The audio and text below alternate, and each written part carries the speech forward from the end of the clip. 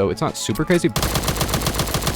Unless you want to do that. Alright, so hello gamers, and welcome back to another video recorded live. Today we're talking about the massive changes that just happened in the test place because there's a new paste bin and I wanted to go over all of the new changes. Our first thing here is of course the yellow laser, which you probably wanted to hear a little bit more about. Basically, this actually will reduce like rotational bounce recoil, which will help on a lot of pistols like the Alien, and it will make your hipfire rotational recoil better. So basically overall better pistol recoil, and this is mostly on pistols. It also has a built-in flashlight, which makes flashlights kind of buffed, I guess. I don't know. They're not really buffed, but it does look pretty cool on a lot of pistols. It will help your rotational recoil, and it might make some pistols better. Maybe you can make the Alien better. I'm not a huge fan of the Alien. I know some people are, but personally, I'm not a huge fan of it. I know it's kind of like an M231 type deal. It does good headshot damage, but I don't know. Small change. Now the HK21B can become the HK51K, like the MP5K, because it has a short barrel.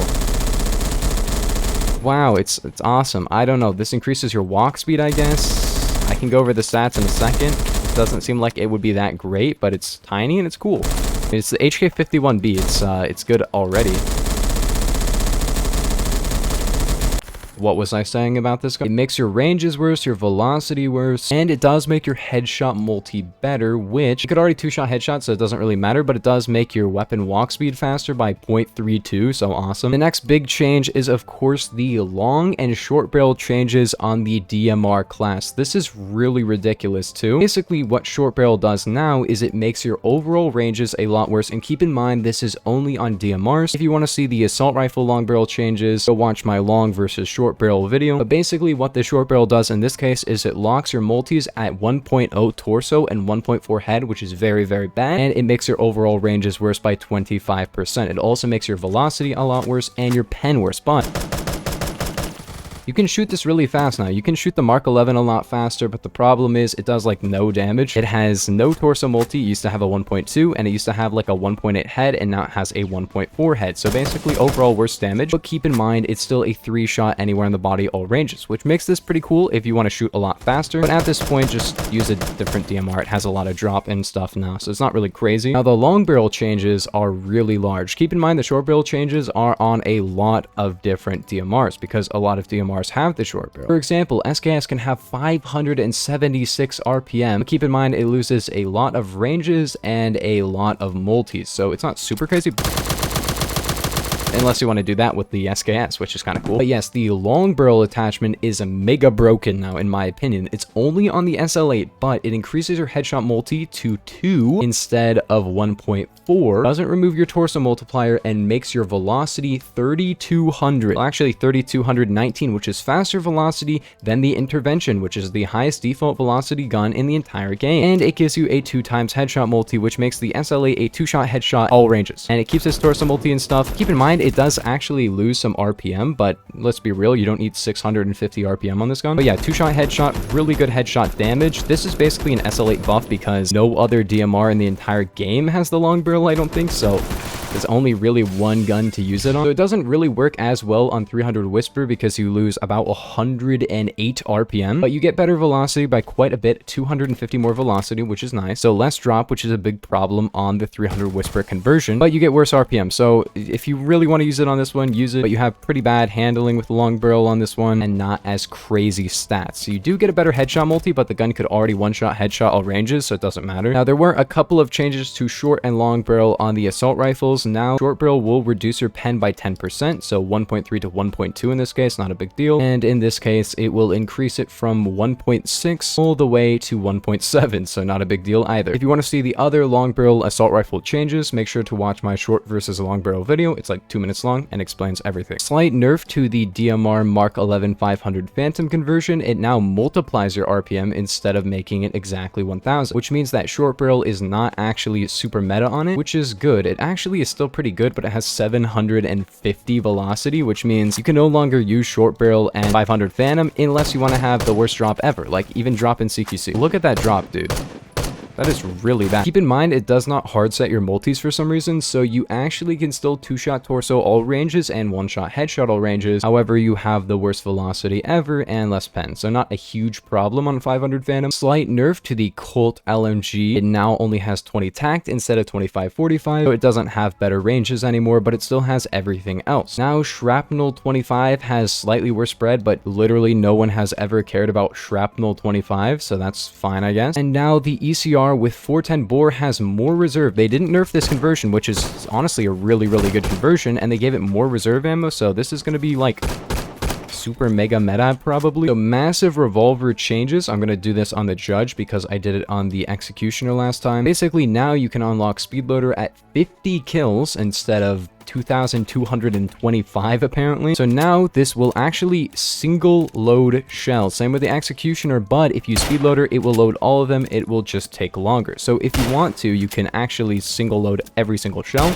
every single time you shoot, which should hopefully make it so you don't have to like constantly do a super slow reload. But if you want to shoot all your bullets, use speed loader because it will take a lot less time. So yeah, if you're shooting all your shells, as you can see, you can actually load all of them still, but the problem is it will take a lot longer for loading only one shell. So the Saiga 9 and the Saiga 9U now have better recoil control, nobody cares, but the Saiga 50 is actually buffed. It has more RPM now, and it no longer affects your aiming speed. No, it still has a problem with the crosshair, but apparently it's buffed. It now shoots faster, which, why? And yeah, it's kind of a menace conversion, I'm not gonna lie. I don't know why this is in the game, but it's fun. It literally has like the worst spread ever. Like, it actually still has bloom kind of, because you have to see, look, I was aiming directly at him, but the crosshair didn't get small enough. So they actually changed the lasers. Red laser is now no longer called laser, it's actually called red laser. So basically it will make your hipfire kick better and your spread overall better by 5%. Not a big problem, but the green laser is, you know, still better. And also they nerfed the G36. I don't know if this is in the patch notes for this update, but basically they reduced the G36 minimum damage by 1 and the L85A2 minimum damage by 1, so now they kind of suck. Slight rebalance to the blue laser. By the way, green laser did not get it changed, but blue laser now increases your aim camera kick speed by 5%. So I guess it makes your recovery speed slightly better, sort of.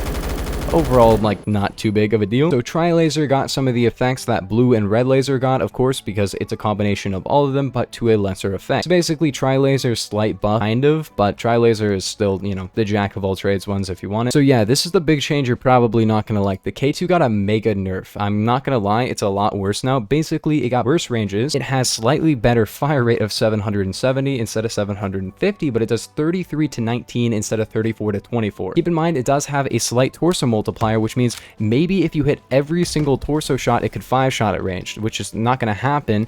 And yeah, technically you can 3-shot torso up close, but this is a mega nerf. I don't like this. Why? You're probably wondering, what is the reason for this? Well, basically they nerfed the G36, so they had to be like, well, okay, the K2 is basically a better G36 at this point. A G36 with 3-shot kill up close, and it's just better. So they were like, you know what, we'll completely rebalance it, and it's an idea I like because it can 3-shot torso, but not limb, which is cool. I do like that, but it's just objectively bad. You shouldn't be using this gun anymore. If they keep it like this, do not use the gun anymore. They also nerfed the M231. It does 32 to 20 instead of 35 to 25. This is a massive nerf. It's now a 4 to a 5 shot instead of a 3 to a 4 shot. It could almost go for like 19 min, but that's fine. I feel like 20 min is fine. It's still going to be super powerful, but just not quite as crazy. So yeah, hollow point actually can 3-shot again, but it's a 7-shot kill at range, maybe even an 8-shot kill at range, which is not great at all. But if you want the 3-shot kill up close again, then this is there, I guess. They also made the recoil worse, probably. It doesn't say in the patch notes, so if they did nerf the recoil, they shadow nerfed the recoil, and I have no idea, but it feels about the same, actually. Still gonna be a super mega powerful gun, so don't even worry about it. It's still the M231, so it'll always be great, but, you know, it's gonna be a little bit more balanced. Maybe. So they actually slightly buffed the Glock 21. It now has a slight torso multiplier and better ranges and better RPM, which is pretty cool. So basically, it is now a 4-shot torso at range if you hit all torsos, which is pretty cool. Like, Glock 40 is still better and Glock 23 is still arguably better, but this will actually be pretty much on par with them. The judge, it now does 51 times 4, which means it does like 200 damage a shot, and it can actually kill with 2 out of the 4 pellets, but only the 25 studs, which is not really too great. great, but the fact that it can do that at all is really cool. Keep in mind, it does single load, which is not great at all. Let's be real, the single loading is not that great, and the fact that you kind of have to use speed loader to really shoot all of your bullets and still come out alive is not great, and it has a lot of drop and only 4 pellets and kind of bad recoil, but kind of a lot better than it was before, not gonna lie. So the HK21 got a massive nerf, and this is really, really big because it rebalances it quite a bit. It has a less pen, less velocity, less ranges, and less damage. It does 38 to 24 instead of 39 to 28. So it's now a 2-shot headshot and 3-shot body down to a 5-shot at range instead of down to a 4-shot at range. And it has worse recoil. However, this thing is still really good, and it has a 1.2x torso multiplier instead of a 1.1x like before. So basically, it can still 4-shot torso really easily. It does like 28 torso still, so basically still a 4-shot at range. Basically worse recoil and stuff, but overall, this gun is still going to be a menace for close range, so just keep that in mind. But overall, a nerf across the board. I don't feel like it needed a better torso multi, if a torso multi at all. It had a 1.1x before, but it didn't really matter, but now that it has a 1.2x, it can still 4-shot torso at range. So basically, they've been nerfing the burst weapons, and they actually... Can I get this anywhere? That's difficult, but basically they brought back Hyperburst on the AK-12, the RPK-12, and most importantly the PPK-12 and the AK-12 battle rifle. I don't know how to use this new Hyperburst. Ooh, I got it. I'm having a bit of a problem with it. I haven't hyperbursted this gun in a while, but maybe the PPK-12 meta is back. I'm really scared about this, and something that I'm very excited about is, of course, the changes to the AK-12 battle rifle, because it now has Hyperburst back. Yay! The really, really powerful thing that I used it for a while ago, and then when they nerfed it, I completely just quit using the gun because it was so powerful. However, RPK-12 does have worse recoil and burst instead of better recoil and burst, so maybe it'll be fair and balanced. And keep in mind, the AK-12 battle rifle is kind of trash outside of CQC Witness. But yeah, this can 2-shot headshot, and it has 1000 RPM again, which makes it kind of scary, not gonna lie. So apparently the AUG 3 Para has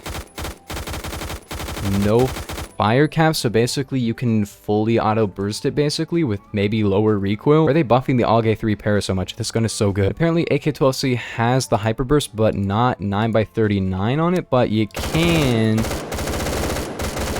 Oh no. And it shoots really fast. I don't know if you can use this correctly.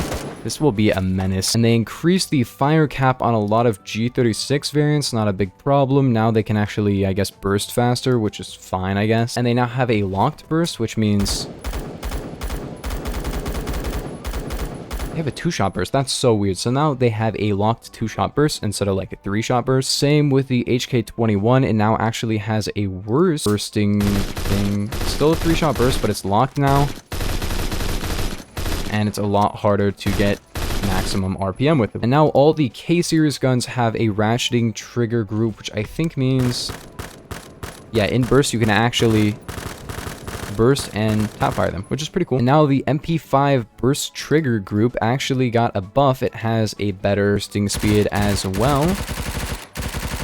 Pretty cool. And also the fire cap on bars barrel on the AK-12 is a little bit better, but keep in mind they brought back hyperburst on the AK-12, so never use bars barrel. If you use bars barrel ever, I don't know why, because AK-12 bars barrel sucks. Use it on the 103 and the 105. There were some changes to the flashlight model. I guess it's like yellower now. There was an issue with the Henselt 3X on the Remington 700. That's fixed. I don't care. Last up, HK21 is now called the HK21E, and the KG99 has different laser stuff. It mounts the laser differently. Oh, I can see that now. That's pretty cool. Anyways, gamers, if you guys did enjoy, that is every new change in the test plays currently. If you guys did enjoy, make sure to like and sub, and I will see you guys in the next one. Peace.